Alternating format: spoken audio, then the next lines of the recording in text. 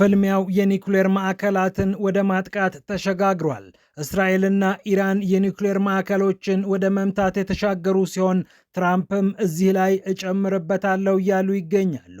በእስራኤል የሚገኘውን የዲሞናና የአራድ የኒውክሌር ማዕከላት በሚሳኤል ጥቃት መመታታቸውን ያሳወቀችው ኢራን ሐቁ በእስራኤልም ተረጋግጦላታል። በደርዘን የሚቆጠሩ ሰዎች ተጎድተዋል ብላለች ሀገረ እስራኤል። ይህ ምስጢራዊ የሆነ ስፍራ ምናልባትም የእስራኤል ኒውክሌር ተቀምጦበታል ተብሎ የሚነገርለት አካባቢ በልዩ ሁኔታ ይጠበቃል። የአየር መከላከያ ስርዓቱ እንደ ግንብ አጥር የሚያገለግል ነው ተብሎ የሚነገርለት ቦታ እንደምን በኢራን ባሊስቲክ ሚሳኤሎች ጥቃት ደረሰበት የሚለው ጉዳይ መነጋገሪያ ሆኗል። እስራኤል የኒውክሌር የጦር መሳሪያ አለኝም የለኝምም ሳትል ዘመናትን ተሻግራለች። ነገር ግን እነዚህ የኒውክሌር ማዕከላት የኒውክሌር የጦር መሳሪያዎቿን እንደያዙ ነው የሚታወቀው። እስራኤል ግን በአደባባይ ይህንን አትናገርም። የምርምር ተቋሞቼ ናቸው ብላ ነው ለዓለም የምታስተዋውቃቸው። የትኛውም የእስራኤል ጠቅላይ ሚኒስትር ቢመጣ፣ የትኛውም አይነት ጥምር መንግስት ቢመሰረት ሀገረ እስራኤል የኒውክሌር ቦምብ አለኝ ብላ ተናግራ አታውቅም። ያም ሆነ ይህ የዲሞና ማዕከል እጅግ ሚስጥራዊ መሆኑ ይነገርለታል። እናም በኢራን ባሊስቲክ ሚሳኤሎች ተመታ የሚለው ዜና ዓለምን እያነጋገረ ይገኛል። እስራኤል ናታንዝ የተሰኘውን የኢራንን የኒውክሌር ማዕከል ከመታች በኋላ ነው ኢራን ላጸፋ ይህንን ጥቃት የፈጸመችው። የአሜሪካ ፕሬዝዳንት ዶናልድ ትራምፕ ደግሞ እዚህ ላይ ሌላ ውጥረት ጨምረዋል። ሆርሙዝ የማይከፈት ከሆነ ሊያውም በ48 ሰዓታት ውስጥ የኢራንን የኒውክሌር ኃይል ማመንጫ አወድማቸዋለሁ ብለዋል። ትልልቆቹን ከመምታት እጀምራለሁ ሲሉም ዝተዋል። ኢራንም ለዚህ ዛቻ ሌላ ዛቻ አስቀምጣለች። ኢራን እንዲህ አለች፣ የኒውክሌር የኃይል ማመንጫዎች የሚመቱብኝ ከሆነ በአካባቢው ማለትም በመካከለኛው ምስራቅ የሚገኙ የውሃ ማጣሪያዎችን እና የኃይል መሰረተ ልማቶችን፣ የመብራት ጣቢያዎችን አወድማለሁ ብላለች ሀገረ ኢራን። ውዝግቡ ጦፏል።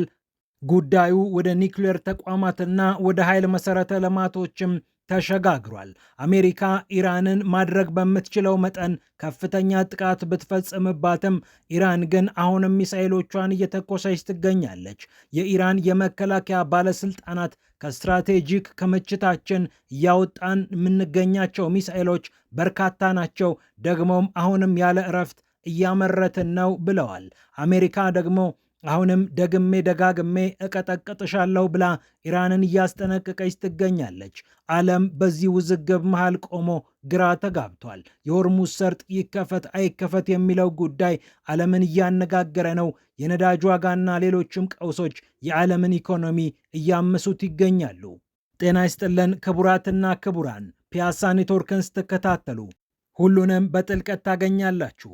ፒያሳ ኔትወርክን ሰብስክራይብ፣ ላይክ እና ሼር በማድረግ የፈጣን የተአማኒና የጥልቅ ዘገባዎች ቤተሰቡን ስንል በአክብሮት ጋብዘናል። አሁን ወደ ጉዳዮቻችን አለፍን። መካከለኛው ምስራቅ ምዕራብ እስያም ይሉታል በታሪኩ አይቶ የማያውቀውን ቀውስ እየተመለከተ ይገኛል። አሁን ጨዋታው ወደ ኒውክሌር ማዕከላት ዞሯል። አሜሪካና እስራኤል የኢራንን የኒውክሌር ማዕከላት ሲመቱ፣ ኢራን ደግሞ የእስራኤልን የኒውክሌር ማዕከል በመምታት ጉልበቷን እያሳየች ትገኛለች። ከስትራቴጂክ ክምችት ክፍላችን ሚሳኤሎችን እያወጣን እንገኛለን ያለችው ኢራን ነገሩን ከፍ አድርጌ እበቀላለሁ እያለች ትገኛለች። የአሜሪካው ፕሬዝዳንት ዶናልድ ትራምፕም እዚህ ላይ ተጨምረዋል። የሆርሙዝ ሰርጥን በ48 ሰዓታት ውስጥ ኢራን የማትከፍት ከሆነ ውርድ ከራሴ ብለዋል። የኢራንን የኒውክሌር ኃይል ማመንጫዎች አወድማለሁ፣ ለዚህም ከትልልቆቹ እጀምራለሁ ያሉት ትራምፕ ከኢራንም ምላሽ ተሰጥቷቸዋል። ኢራን እንዲህ አለች፣ ይህ የኒውክሌር ማዕከሌ የሚመታብኝ ከሆነ፣ ከኃይል የምቆራረጥ ከሆነ በአካባቢው የሚገኙ የኃይል መሰረተ ልማቶችን አወድማለሁ፣ ይህም አይበቃኝም፣ የውሃ ማጣሪያዎችንም አነዳለሁ እያለች ትገኛለች ሀገረ ኢራን። ይህ ቀውስ መሃል ነው ታዲያ አንዳች ነገር የተሰማው። የአሜሪካው ፕሬዝዳንት ዶናልድ ትራምፕ ጦርነቱን ልንቋጨው እንችላለን ካሉ በኋላ ምናልባት ስለ ሰላም ሊያወሩ እንደሚችሉ እየተገመተ ይገኛል ይላል የአክሲዮስ ዘገባ። የሰላም ንግግር ለማድረግ ትራምፕ ዝግጁ ሳይሆኑ አልቀረም ነው ያለው አክሲዮስ። በእርግጥ ከትላንትና በፊትም ሆነ ከዚያ በፊት በነበሩት ቀናት የአሜሪካው ፕሬዝዳንት ዶናልድ ትራምፕ ከኢራን ጋር የምንነጋገረው ነገር የለንም፣ ምክንያቱም ያኛው ወገን አልቋል ደቋል በማለት ነበር ሲናገሩ የቆዩት። ይህ እንዳለ ሆኖ ኢራን አላረፈችም። በእስራኤል ላይ ከባድ ጥቃት መፈጸሟ የተሰማ ሲሆን በመቶዎች የሚቆጠሩ ሰዎች ተጎድተዋል እየተባለ ይገኛል። በዲሞናና በአራድ የሚገኙ የእስራኤል የኒውክሌር ማዕከላት ላይ ነው ኢራን የባሊስቲክ ሚሳኤል ተኩስ የተኮሰችው። ዲሞናና አራድ በተለይም የዲሞናው ማዕከል በልዩ ሁኔታ የእስራኤልን የኒውክሌር ቦምቦች ያስቀመጡ ማዕከላት እንደሆኑ ሲነገር ቆይቷል። ኢራን ጥቃቱን ፈጸምኩ ካለች በኋላ አዎ ፈጽማለች ስትል እስራኤልም አረጋግጣላታለች። ናታንዝ የተባለው የኒውክሌር ጣቢያዋ በአሜሪካም በእስራኤልም በተደጋጋሚ የተመታባት ኢራን ለብቀላ ይሆን ዘንድ ነው ይህንን ጥቃት የፈጸመችው። እስራኤል በሚስጥር የኒውክሌር ፕሮጀክት እንዳላት ይታመናል። የኒውክሌር ቦምቦችንም ሰርታ እንዳጠናቀቀች ከተነገረ ዘመናት ተቆጥረዋል። ታዲያ እስራኤል የትኛውም ጠቅላይ ሚኒስትር ቢመጣ፣ የትኛውም አስተዳደር ብቅ ቢል ወይም በጣምራ መንግስት ቢመሰርት የኒውክሌር የጦር መሳሪያ አለንም የለንም የሚል ነገር ተናግራ አታውቅም። ስትራቴጂክ አምቢጊቲ ይሉታል። ይህንን እስራኤል ለማወዛገብ የምትጠቀምበትን መንገድ የጉዳዩ አጥኚዎች ታዲያ እነዚህ ማዕከላት በልዩ ሁኔታ ሲጠበቁ ስለቆዩ የኢራን ባለስቲክ ሚሳኤል ያርፍባቸዋል ብሎ ማሰብ ከሩቁ ከባድ እንደሆነ ይነገራል። ሆኖም ጉዳዩ ይጠበቅም አይጠበቅም ኢራን ጥብቅ የሆነውን የአየር መከላከያ ስርዓት ጥሳ ባለስቲክ ሚሳኤሎቿን በኔጌቭ በረሃ ላይ አውርዳለች። ይህ ሺሞን ፔሬዝ ኔጌቭ የተባለ የኒውክሌር የምርምር ተቋም ተብሎ በእስራኤል በይፋ የሚገለጸውና የዲሞና ሪያክተር ተብሎም የሚጠራው አካባቢ የኢራንን ባለስቲክ ሚሳኤሎች ያስተናግዳል ብሎ ማሰብ ምናልባት ዘበት ሳይሆን አይቀርም።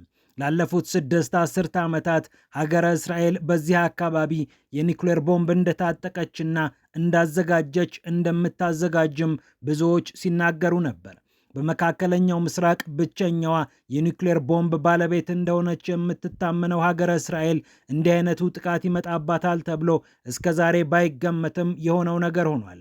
የዓለም አቀፉ የአቶሚክ ኃይል ኤጀንሲ ጉዳዩን መስማቱን፣ ነገር ግን ተጨማሪ መረጃ መስጠት እንደማይችል ተናግሯል። በእርግጥም እስራኤል ትፈቅድለታለች ወይ? ተጨማሪ መረጃዎችን እንዲበረብር በሯን ከፍታ ታስገባዋለች ወይ የሚለው ጥያቄ እንደ ቅዠት ሊቆጠር የሚችል ነው። ምክንያቱም እስራኤል እነዚህን ማዕከላት በልዩ ሚስጥርና በልዩ ጥንቃቄ ስለምትይዛቸው ምንም አይነት መረጃ እንዲሾልክ አትፈልግም። ስለዚህም ዓለም አቀፉ አቶሚክ ኃይል ኤጀንሲ ኢራን ላይ እንደሚመላለሰው እስራኤል ላይ እግሩን ማንሳት አይችልም። አሜሪካም ሆነች ሌሎች የአውሮፓ ሀገራት ይህንን እስከዛሬ ሲጫኑ አልተስተዋለም። ያም ሆነ ይህ ፍልሚያ ወደ ከባድ የኒውክሌር ትግትግ ያለፈ ሲሆን የተለያዩ ጥቃቶች ከዚህ በኋላ ሊመጡ እንደሚችሉም እየተነገረ ይገኛል።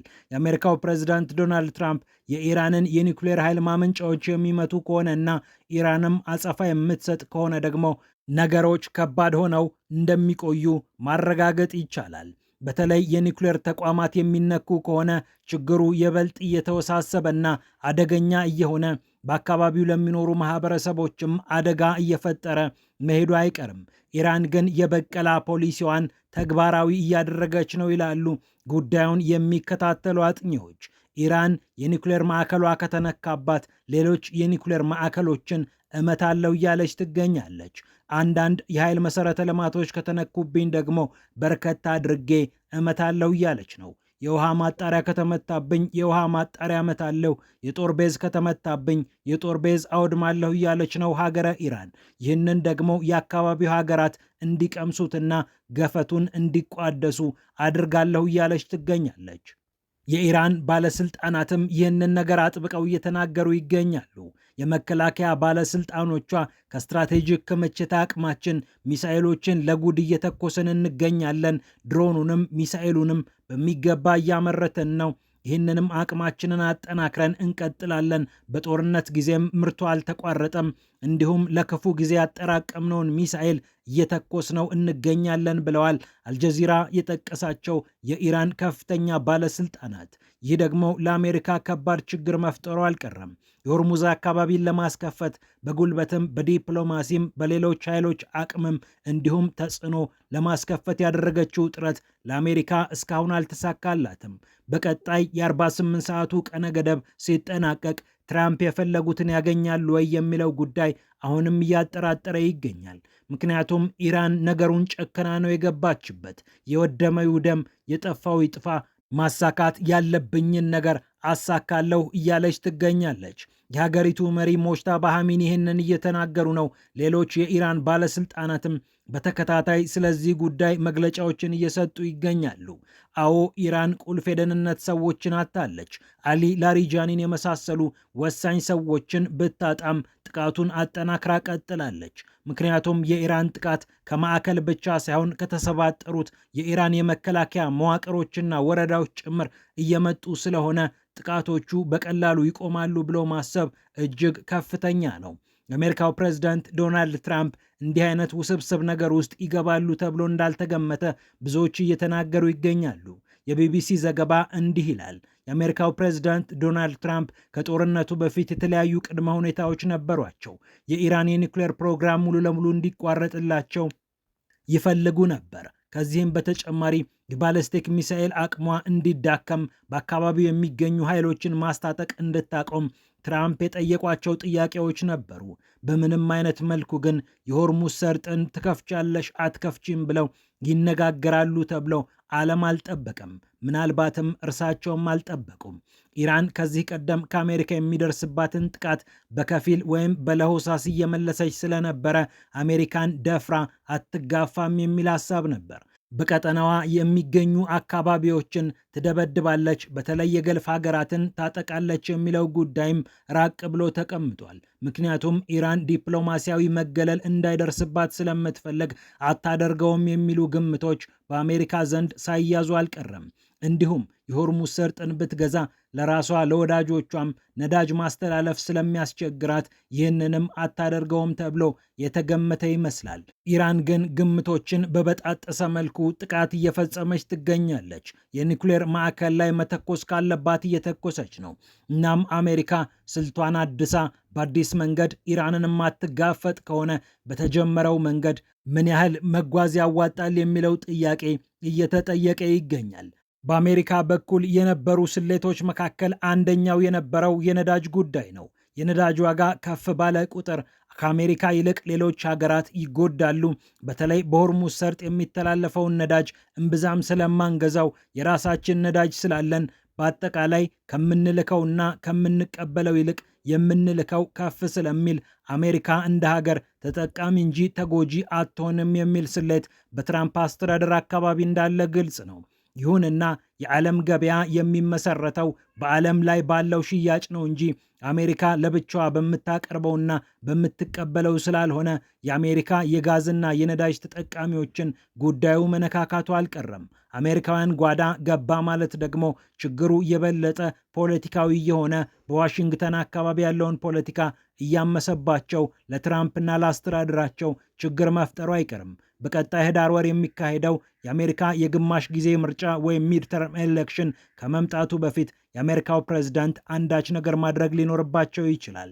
ፒያሳ ኔትወርክን ስትከታተሉ ስለቆያችሁ ክብረት ይስጥልን ብለናል። ፒያሳ ኔትወርክን ሰብስክራይብ፣ ላይክ እና ሼር በማድረግ የፈጣን የተአማኒና የጥልቅ ዘገባዎች ቤተሰቡን ስንል በአክብሮት ጋብዘናል። ሰላም ለዓለማችን።